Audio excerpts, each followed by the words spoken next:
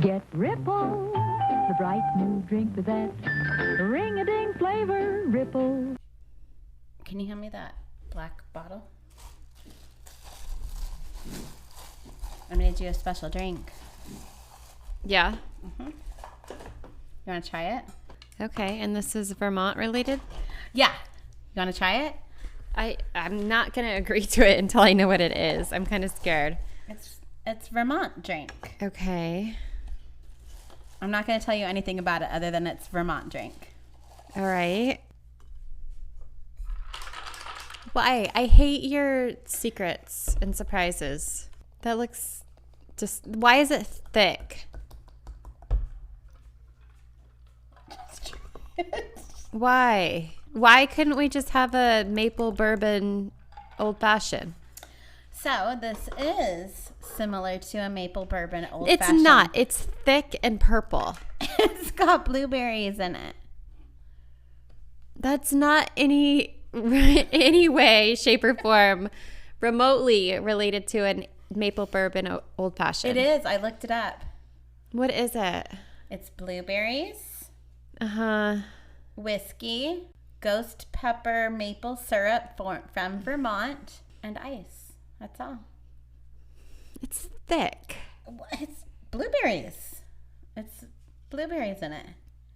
Ugh. Oh my God. Did you try it? Why?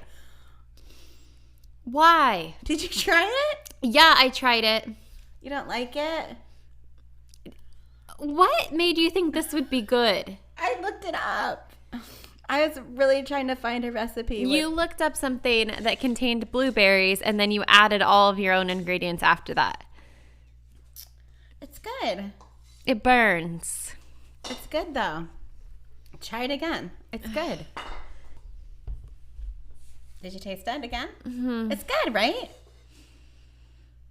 Mm-mm. Try it again. I already tried it twice. Third time's a charm. It's not good. No. Mm-mm. It's spicy, huh?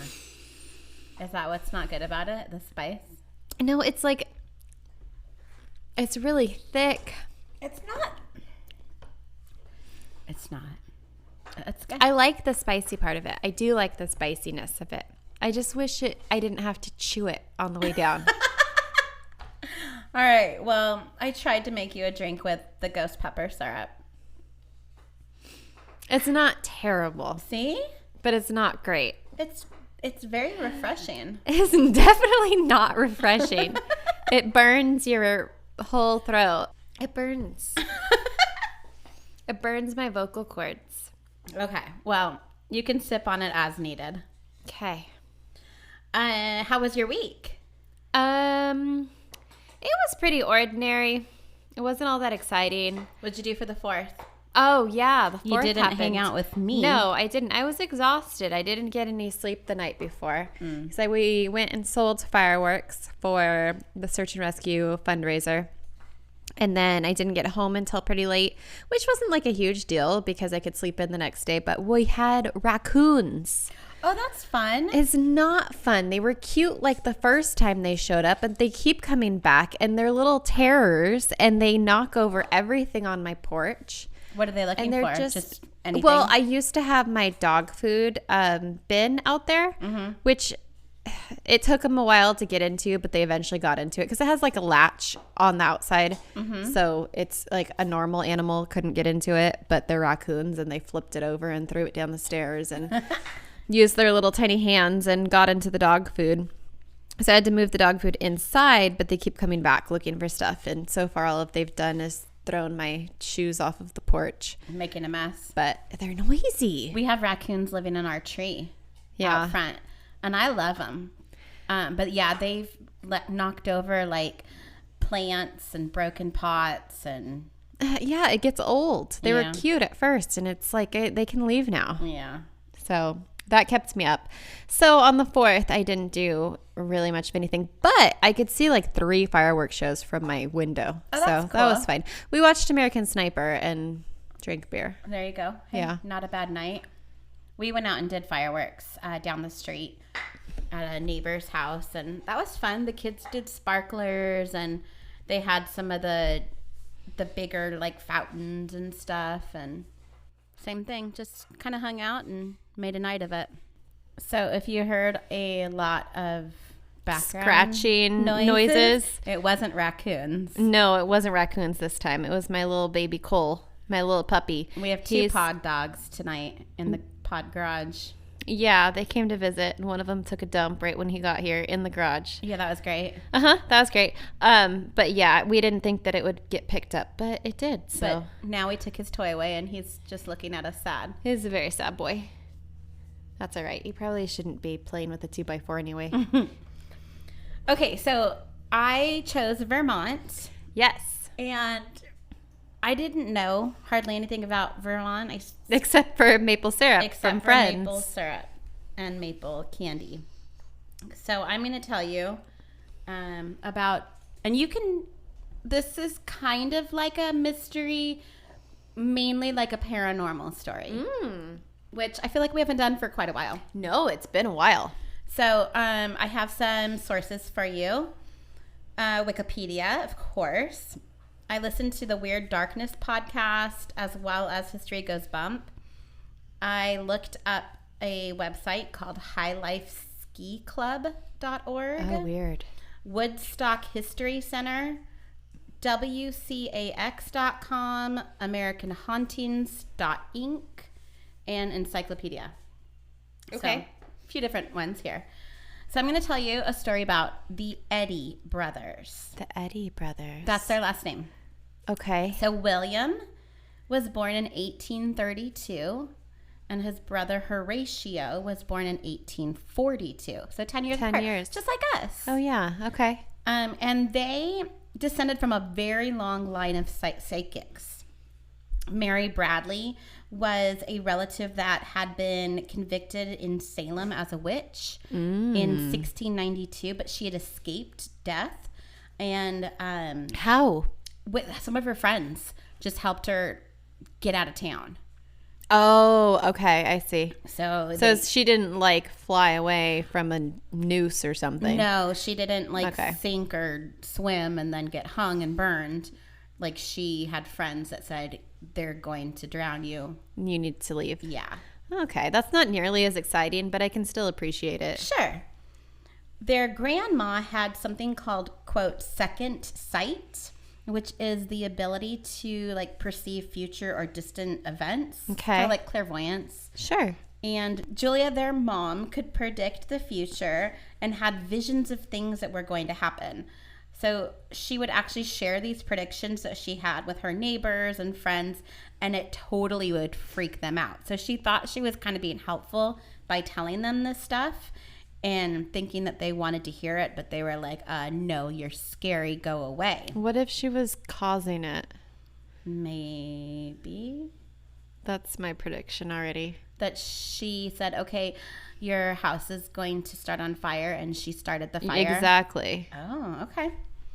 Well, Julia's husband, he was a giant asshole, and he like forbid her to make any more predictions, and said that what these visions she was having was from the devil. And she would continue to have these visions still and make these predictions, but she had to hide them from her husband because if he found out about it, he would beat her. Oh, nice guy. Oh, yeah. Once Julia and Zephaniah had kids, it was actually a lot harder to hide these visions and powers that Julia had. So voices would begin to be heard throughout the home that came from nowhere. There'd be loud bangings and poundings and crashes being heard throughout the home. Raccoons. More than once, the babies would disappear from their crib. Oh, I don't like that. And be found later in different rooms or even outside of the home. Oh, that's creepy. So but they would just funny. Vanish and poof, show up somewhere else. So the older that the kids got, and there was actually between Julia and how do I say his name again? I don't know. Zephaniah. No, those names aren't even remotely the same. Let me see. Let me guess. Zephania. Zephania? Zephania. Okay, I'm going to call him Z. The older the boys got, the stronger their powers became. And Julia and her husband, the jerk, they had 11 kids between the two of them. Holy shit. But, that's way too many. Well, that makes sense because then you can lose a couple if you have 11. Like, they're gonna, get misplaced. Well, not all of them survived because it was, Oh, shit. Now do you feel bad? A little bit. And they leave them outside in the cold? Maybe, or in the heat. Oh, no. 'Cause I'm sweating right now. But, yeah, so I don't know exactly how many survived. I'm going to be mainly telling you about 2 of the boys and 1 of the sisters. And what are their powers? Because her powers are hearing voices that tell her the future or whatever. But are they just teleporting around or what? Well, they have multiple. So we're going to go into that. So their dad would see the boys outside playing with a bunch of kids that maybe he didn't know. And he'd be like, hey, you guys need to come in now. You got to do your chores or whatever. But when the dad would get closer to the boys playing with these unfamiliar children, the children would disappear right in front of his eyes. Oh, weird. So they were like playing with ghost children. Oh. At least they're never lonely. No, not at all. But when this would happen, their dad, because he feared these powers so much because they were from the devil, he like totally would get upset and get angry, and he'd grab his sons and take them into the barn and beat them with a whip. Bless you. That's excessive. So this actually would happen over and over again. These ghost friends would come and play. The father would see them. The father would see them disappear, and the boys would get beat. So when the boys were old enough to go to school, strange things started happening in the classroom. There would be books that would fly across the room. Desks would lift off the floor. Rulers and like other classroom supplies would just slam against walls. What movie did that happen in? Was that Matilda? Yes, that happened in Matilda. Yeah. Okay. She was making it happen. Yeah. And remember, she grabbed chalk and wrote a message on the chalkboard to the vaguely main principal. I never watched the movie as an adult. It's been such a long time. It's such a cute movie. I remember really liking it. Yeah, it's really cute. But yeah, totally, that happened in Matilda. So the boys obviously are being blamed for these disturbances and would again receive abuse from their father because he wanted them just to stop. What if they couldn't help it? Well, that's what happened because it didn't stop. And eventually they were kicked out of school because of the disruptions that were happening. They couldn't like levitate a book and throw it at him? No, I don't know.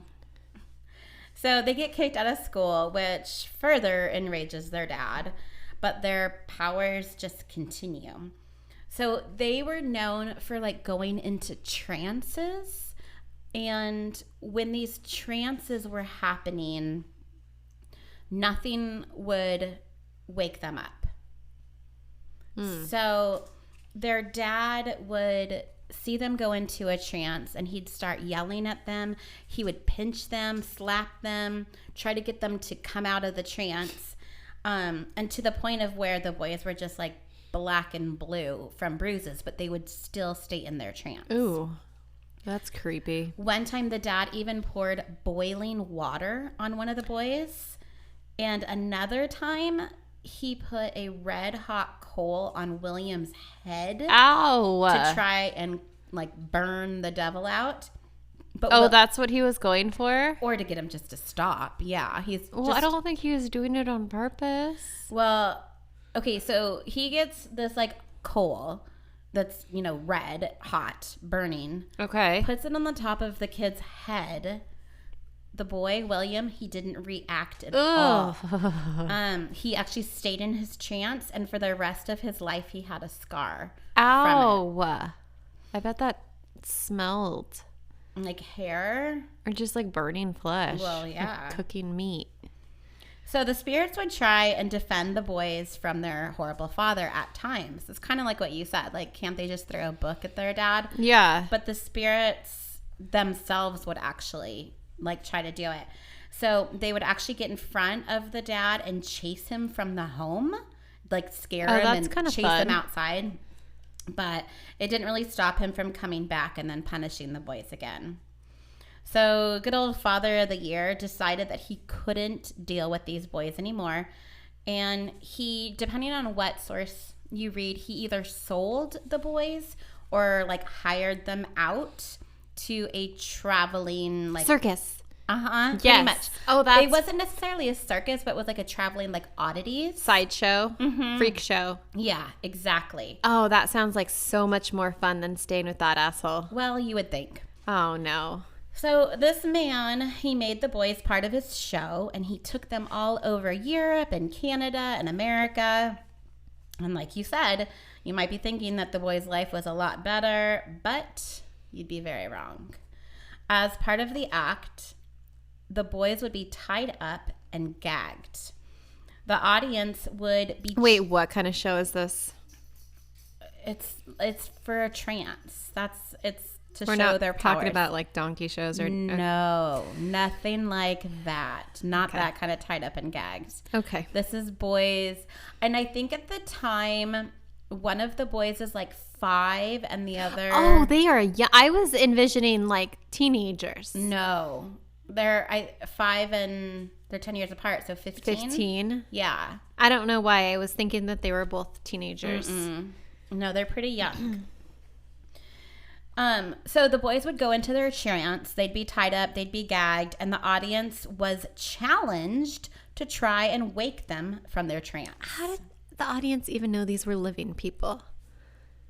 Did they walk out, I guess, alive? I'm sure, yeah. And then... Yeah. What if they were just drugged?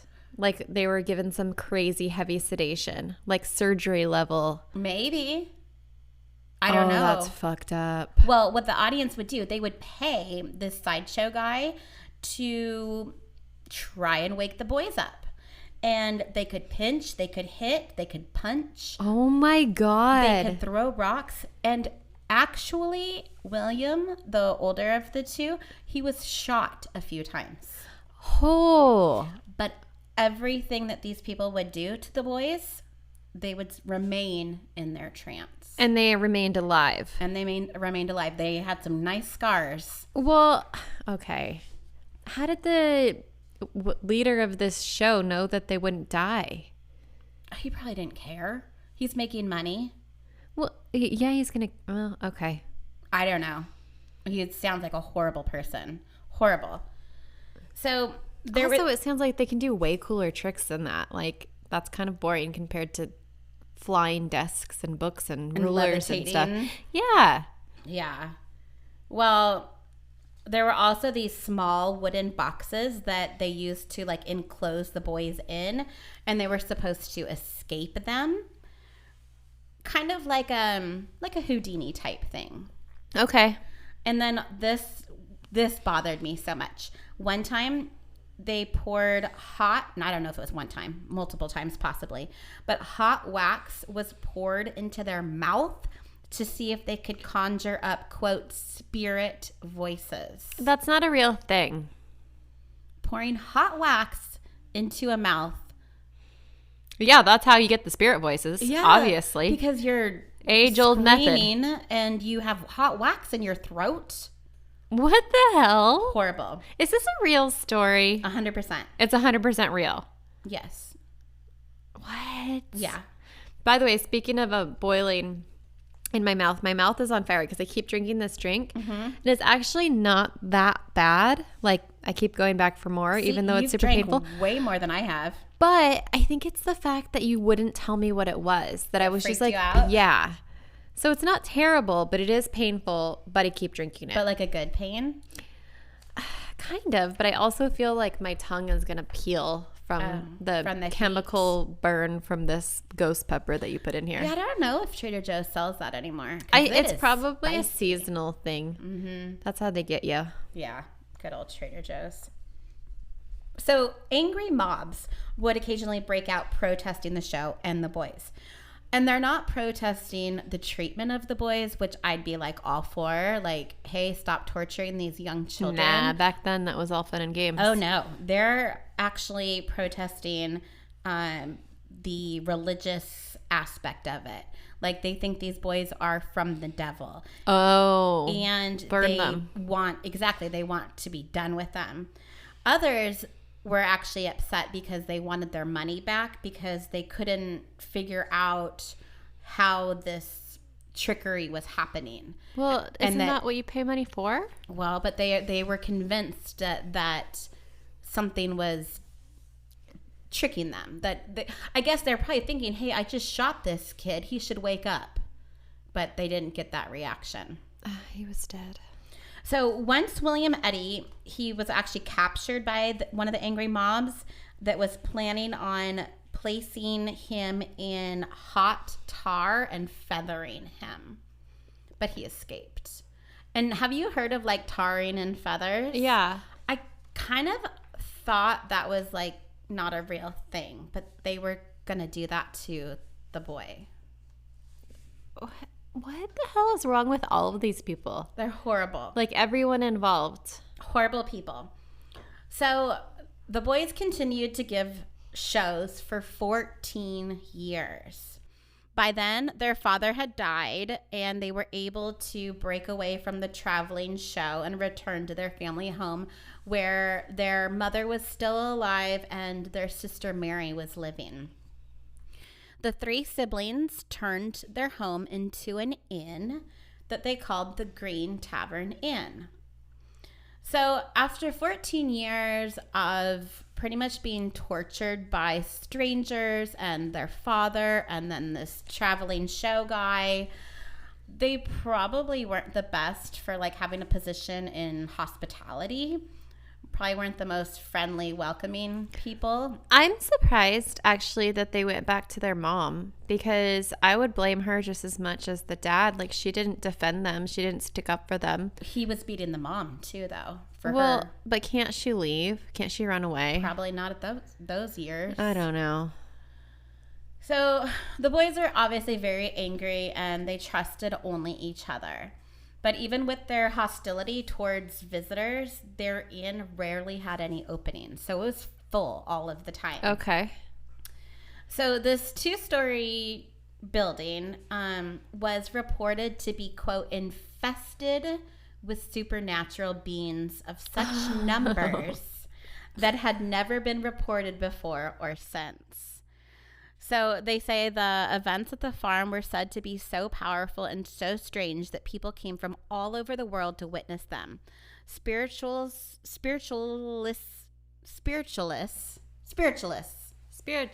Yeah. Ghost hunters. They began calling this area the spirit capital of the universe. I feel like we've only done, 70 some podcast episodes, and we've heard this a few times now. That it's the most haunted place in the world. The most haunted place in the entire world. They all want that title. Yeah. So spiritualists from all over came to stay at the Green Tavern. People wanted to connect with like loved ones that had passed.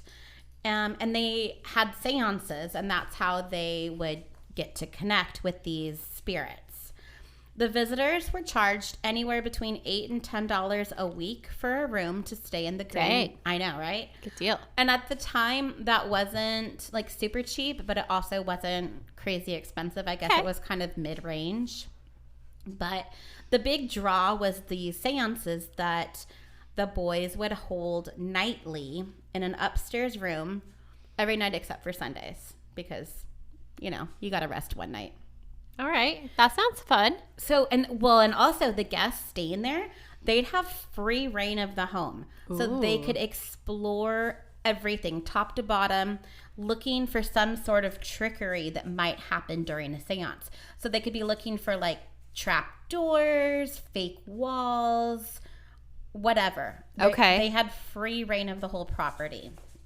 Okay. So one night there's this outdoor seance that they're going to happen, and there's 10 people participating, and they all walk down to this like dry river and follow the dry river to a cave, and it was called Honto's Cave. It's named after the Indian spirit. And Horatio, he was the medium that night, and he covers himself in what's called a spirit cabinet. Have you ever heard of a spirit cabinet before? No. Okay, I hadn't either. I didn't know what it was, but I guess it's some kind of like covering, and kind of the way I imagined it was when magicians like pull up like a curtain in front of themselves, and then poof, they drop it and disappear. Yeah, so it's not like a cabinet. It's not a piece of furniture that he hauled down there. No, it's this one in the cave was made out of like a bunch of scarves and tree branches and limbs, and he would get behind it. So the whole idea of like, oh, you can search the entire house to see if there's any trickery. It's like, well, yeah, that's because we're doing the seance outside in a cave. Well, this was just one night. Most of the time it would happen in an upstairs room. Okay. But they would go to this cave every so often. So as Horatia's going into this trance, suddenly a large spirit man whose name they said was Santum, Santum, Santum. Okay. He was dressed in traditional Native American clothing, and he just like appeared out of the darkness of the cave. As Horatio was speaking with this man, one of the participants that was witnessing the seance, he notices something at the top of the cave, and he just starts shouting as two more giant Indians like descended from the top of the cave. One was male and one was female. By the end of the seance, a total of 10 different spirits had appeared to the group. Weird. And then there's this guy. His name is Henry Steele Olcott. He was actually researching the Eddy brothers to see if they were, true psychics or just hoaxes. Uh-huh. And I'm going to give you just a little bit about Henry. Okay. He was a farmer. He was a American military officer that was one of the 3 people that researched Lincoln's assassination. He was a journalist, a lawyer, and later became the co-founder and first president of the Theosophical Society. So he's a pretty smart guy. He's not just some rando like coming to witness a seance. Okay. He's pretty smarty pants. So after the seance in the cave was over, Henry searched for footprints or ways to enter or exit the cave without being noticed and could find nothing. Wait, so where did all these people go? Did they just vanish, or did they like walk away? The spirits? Yeah. I guess they would just like vanish as like from wherever they came from. Huh. From the roof, I have no idea. But there was 10 of them that appeared that night. That would pretty much, I feel like if I saw these people vanish into thin air, like now you see me, now you don't style, like that would pretty much seal the deal. Like I wouldn't really feel like the need to look for like where they came from, because they're just clearly gone now, Mm-hmm. Like where if they like walked away off into the fog in the distance, you'd be like, okay, those people were in on it. They were like hired to play Actors. These parts. Mm-hmm. Yeah. Well, he couldn't find footprints, let alone like other ways to get in and out of the cave. Huh. So the seances also would happen in the home, like I was telling you. And then this for some was more likely a place where the brothers could manipulate what their visitors were seeing, because, it was the house. Yeah. They have lots of stuff they can use there. But Henry examined each room. He took measurements and even drew a map trying to figure out how they were doing these, quote, tricks, but he could find nothing. So he contacts the newspaper that he's doing this story for and had them send out professional carpenters and engineers to look over the home. Nothing was found. So no wires, no lights, no fog machines, nothing. So the fog machine. What year is that? Hologram machine. Black strobe lights and dry ice machines and So on the nightly in-home seances, participants would sit on wooden benches in a room that was lit up by a single kerosene lamp. Why are you laughing? Sorry. You're going to spill. Okay. No, I'm watching Cole. He's chasing his tail. And his tail is so long that every time he tries to chase it, he catches it. And then he just falls over. He's really sad because I took away his wooden block that he was playing with. He needs something to play with now. He's so cute. Okay, back to the ghosts. On the nightly in-home seances, participants would sit on wooden benches in a room that was lit up by a single kerosene lamp. William was normally the main clairvoyant. He would enter a small spirit cabinet.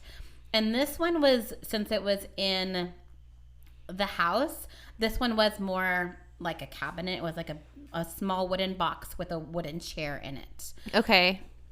And soon after, he would go into his trance and voices would be heard talking around the room from, people that weren't there. Sometimes they would hear singing, strange noises were heard, and lights were seen. Musical instruments that were in the room would lift up and begin to make noise. Oh, I love that. Hands with no bodies would touch people in the room. I hate that. Then a spirit would exit from the cabinet. So visitors said that some nights as many to 20 to 30 spirits would enter at one seance.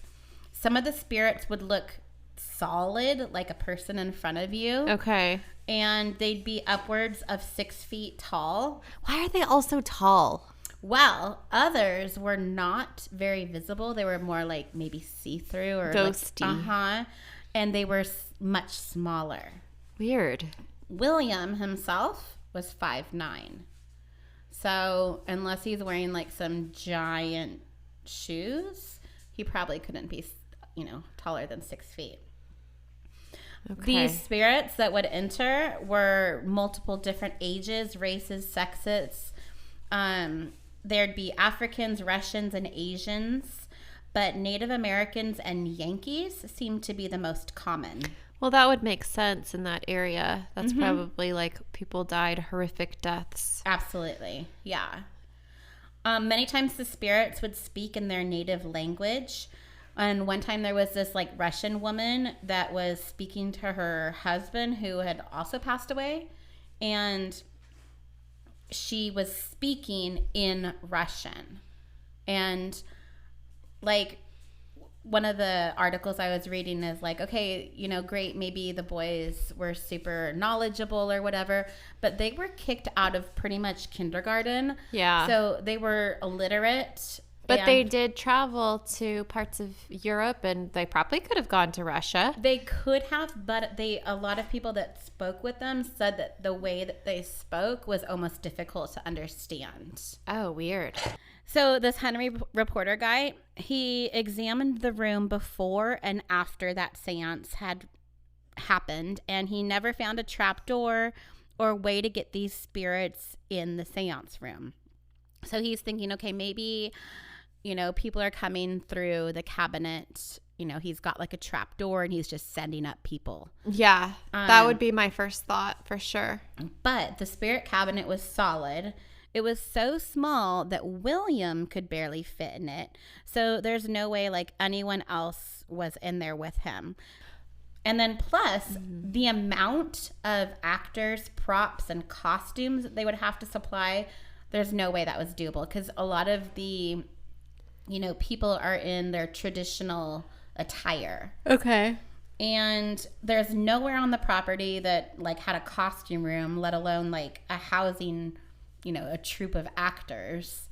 And even though the boys were charging $10 a week for a room, they were like no way rich. Almost the opposite. They were kind of struggling at times. And I thought it was really interesting that anyone could come to the seances, and those were always free. Oh, so weird. Though, that's why they're not making money. Start charging for that. Yeah, they only charged to stay in the home. That's weird. Yeah, they definitely weren't very business savvy, because if they were struggling and they were just giving away free seances every night. Well, okay, I have 2 questions. Okay, ready. One, how come they had to be like locked away for ghosts to appear? Maybe that just helped them focus, Okay. like from distractions of other people. Okay. I don't know. I'm just thinking about like meditation. When you're meditating, it's supposed to be quiet. You're not supposed to be, So they have to meditate to go call into the ghosts? a trance. Okay. I don't know. I'm not sure. Second question is like, so all of these, Native Americans and all these different people who show up, so like say 20 or whatever, like ghosts come to the party. What do they do when they're there? They will do different things. So sometimes it would be like automatic writing that they would do. So like, okay, say, I don't know, this Russian dude shows up, right? And he's like, appears out of the cabinet, and here I am, I'm a Russian ghost. Now what? Well, sometimes they'll just talk. Sometimes they'll be wanting to talk to their dead family members. Like the Russian lady, she wanted to talk to her husband. Okay. Sometimes they would play music or sing songs. Oh, well, that's kind of nice, I guess. They, like a lot of, like the automatic writing, the production of like spirit articles out of the blue, like so scarves or the musical instruments or clothing would just appear. The spirits at times could move solid objects across the room. They would sometimes tap on the walls to communicate. They did spirit paintings, prophecy. They'd speak in tongues. They would do healings, levitation, and visions, and at times teleportations. And this is all from the Eddy brothers. So sometimes it was the spirit, doing these things, but the brothers themselves are the ones that are kind of making these things happen. Weird. So after 10 weeks of staying in the Vermont home, Henry Steele Olcott came away from his assignment with a huge dislike of the Eddy brothers. Oh, that's unfortunate. Yeah, he's not going to write a very good Yelp review. And we stayed for 10 weeks? 10 weeks. That's a really long time to stay somewhere with people that you really don't like. He said that they were rude and just not very hospitable people. But he had this amazing story, which he later told throughout 15 articles that he wrote. Oh, geez. So these articles were later published in a book called People from the Other World in 1875. So eventually the siblings, they go their separate ways, kind of. They started to turn away visitors and lived off of what little savings they had. They would occasionally do a seance, but it wasn't like their huge passion anymore, or maybe they just got tired of people being around them. The cave that they would visit became overgrown with trees and vines. Horacio moved across the street from the big house. Okay. And he would sometimes host seances and do magic tricks for children. Oh, that's fun. He passed away on September 8th, 1922. He never got married or had kids? No. Oh. Mary moved to a nearby village, the sister, where she became a full-time medium. Oh.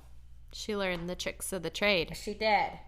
And then William stayed in the family home and became a hermit.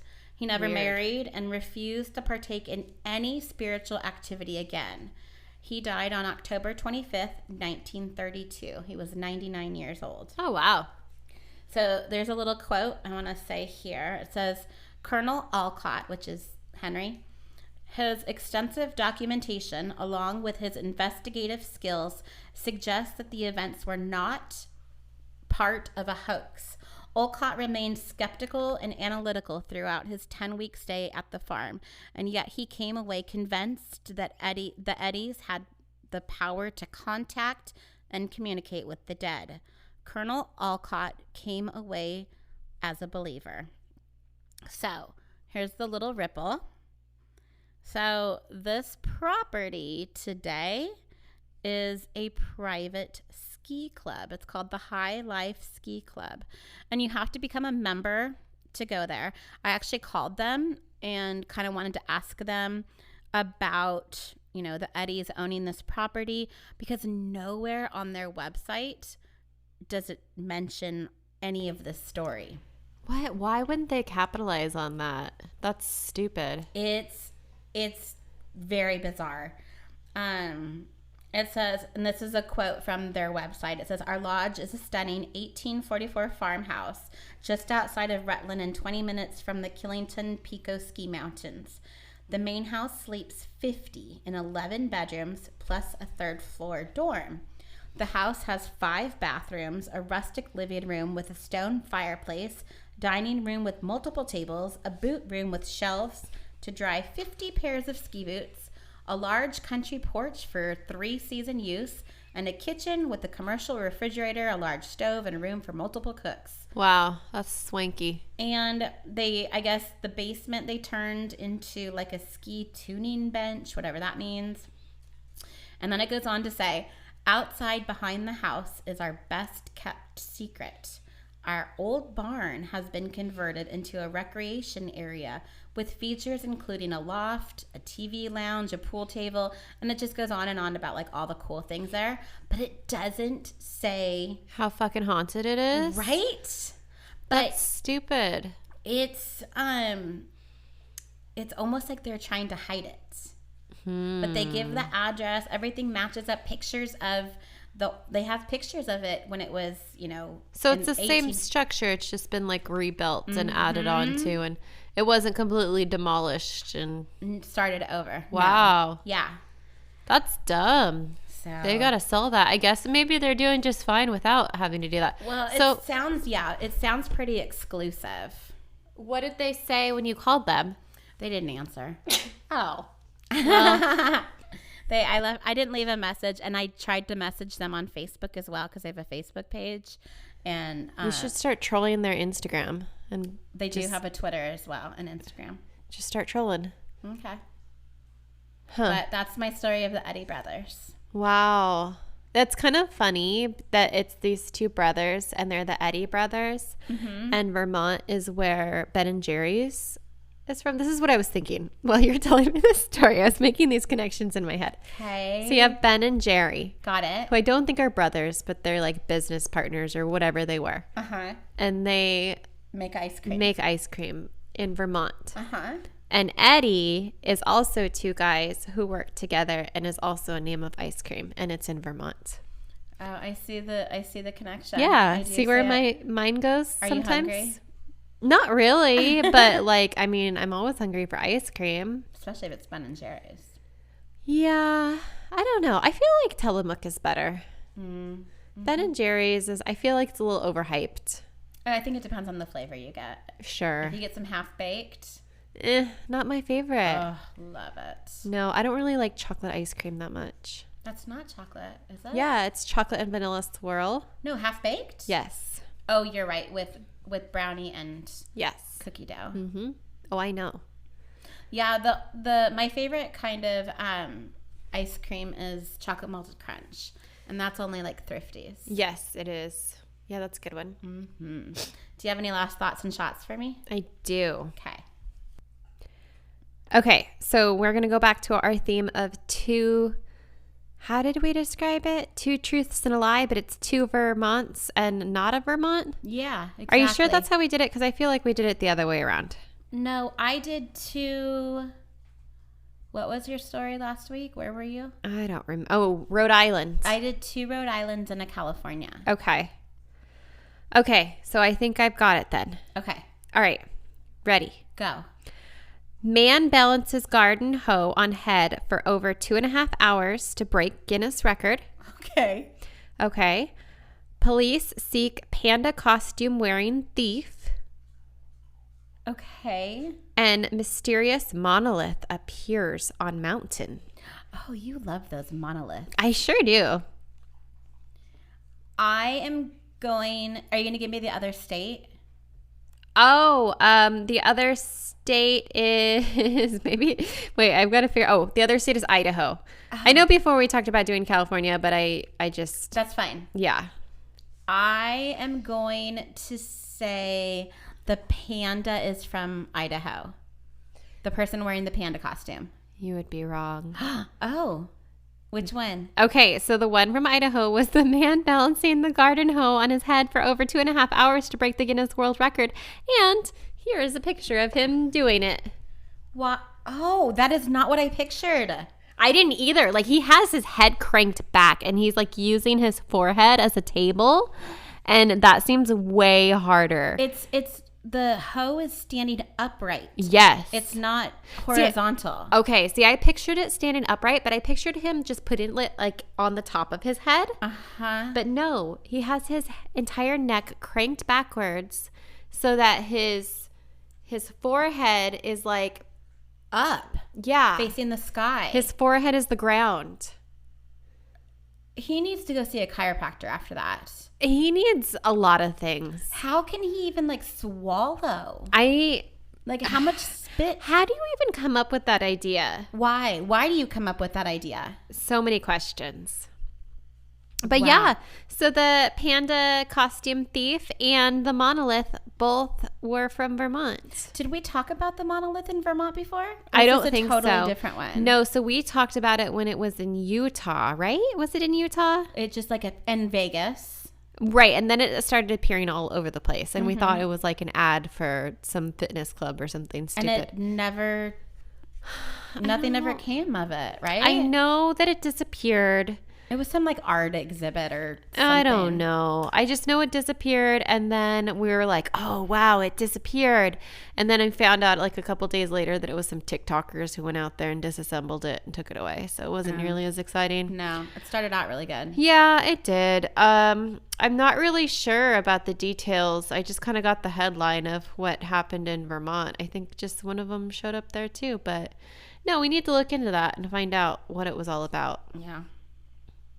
Okay. Well, why don't you pick for next time?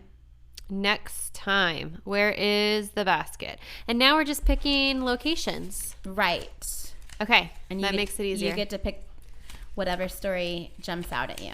All right. So I am picking Louisiana. Oh, hey, we talked about Louisiana. We did talk about Louisiana. I would like to go there. Me too. I think that sounds fun. Louisiana is Popeyes. What's Popeyes? The restaurant. The chicken Kentucky place? Fried Chicken. Uh-huh. Popeyes is Louisiana. I hate Popeyes.